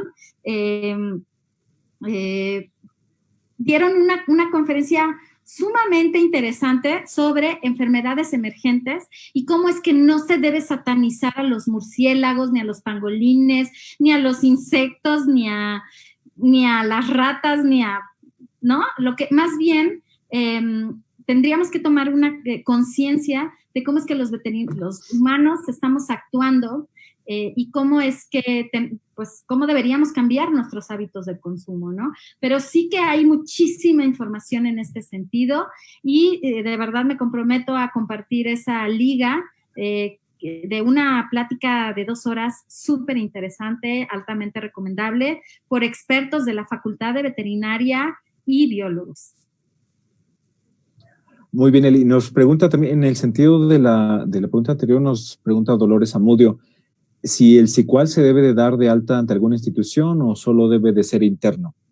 Ante Zagarpa, ahora se llama, se me acaba de ir como, sí, bueno, ante Senacica y Zagarpa, claro. Ahora, ¿cómo se llama Zagarpa? Cambió sus siglas. Sí, actualizaron las siglas, sí. Ante la SADER, SADER. Perdón, ante la SADER. Habrá personas de la Senacica que vayan a inspeccionar el bioterio por primera vez y a revisar mejoras, se va a revisar cómo se quiere llevar el sistema de calidad, se harán comentarios, se harán sugerencias, y la verdad es que la SADER tiene que ir a inspeccionar los bioterios cada año. Lo que pasa es que a veces no se da abasto. Pero otra problemática es que también muchos bioterios o animalarios a lo largo de la República Mexicana no se han dado de alta y los que están dados de alta no entregan un informe obligatorio anual de el número de animales que se producen, que se crían, para qué se crían, en qué tipo de experimentos se utilizaron, etcétera. Porque por eso yo me refería al problema del subreporte. Porque sí falta mucha cultura del cuidado, del trato de los animales de investigación y de pues la conformación de SQLs y la conformación de los bioterios, y pues por eso yo decía, es muy importante que se den estos cursos para que la gente interesada los pueda llevar a cabo todos los pasos a cabalidad. Ajá. Gracias, Dolores. Alma Telles nos pregunta, para evitar este tipo de situaciones que nos comparte sobre la publicación excesiva de artículos que posiblemente no están al 100%, ¿qué medidas pueden llevar a cabo las editoriales? De hecho, un poco complicado. Ya tienen sus comités que revisan. Bueno, de entrada, por ejemplo, cuando tú envías un artículo, siempre la editorial revisa si no estás plagiando información, ¿no? Y entonces, el problema que creo yo que ocurre para que se publiquen tantos artículos es que el que me va a publicar es mi amigo y la verdad es que le tengo que echar la mano porque a lo mejor después yo también puedo aprovechar esta ayuda que le di, ¿no? Esta camaradería. Exacto, ¿no? Y pues la verdad es que es muy triste que se generen estas circunstancias, pero yo creo que también es apelar al tema de la integridad por parte de las editoriales, ¿no? Entonces, pues no sé qué decir.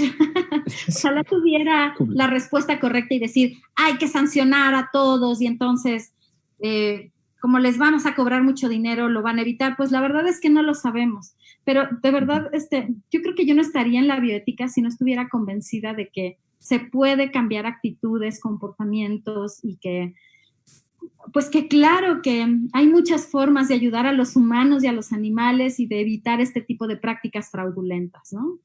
Además, claro, el apoyo de la intervención de pares que se den cuenta de, ay, no, este estudio ya se publicó, ay, no, este estudio, porque sí hay muchos casos en donde los estudios o los investigadores se tienen que retractar de los estudios, ya sea porque la metodología fue incorrecta o porque pues están plagiando y entonces pues tienen que, se evidencia y las revistas, ha habido casos en Nature y en Science, que son las revistas más importantes, en donde sí se dice, esta investigación se retracta y la revista se deslinda de los resultados que se publicaron en tal fecha, en tal situación, bajo tal condición. Claro. Sí, Alma, gracias. Eli, muchísimas preguntas, pero se nos está terminando el tiempo. Me gustaría simplemente reiterarle a las personas que están viendo la transmisión que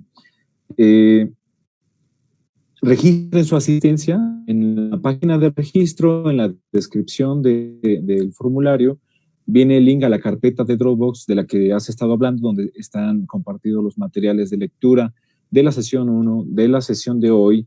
Espero que también el día de mañana me haga llegar los materiales para la siguiente sesión y de las demás sesiones que vamos a estar subiendo. La carpeta, como está sincronizada, se actualiza de manera constante, ¿no?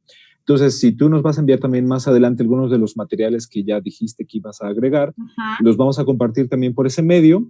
Y pues no me queda más que reiterarles, por favor, registren su asistencia el día de hoy, tienen mañana hasta mediodía. El día de mañana vamos a enviar las preguntas que la doctora Eli nos ha elaborado para que podamos evaluar, ¿no?, qué tanto hay de aprendizaje en esta sesión. Que por lo visto en los comentarios hay unanimidad en que ha gustado mucho el contenido que has dado, Eli. Muchas felicidades. Gracias. Pues gracias. Bueno, nos estamos viendo el siguiente jueves y cualquier duda pueden escribir a educacioncontinuapub@unam.mx. Que tengan buena tarde. Gracias por su atención.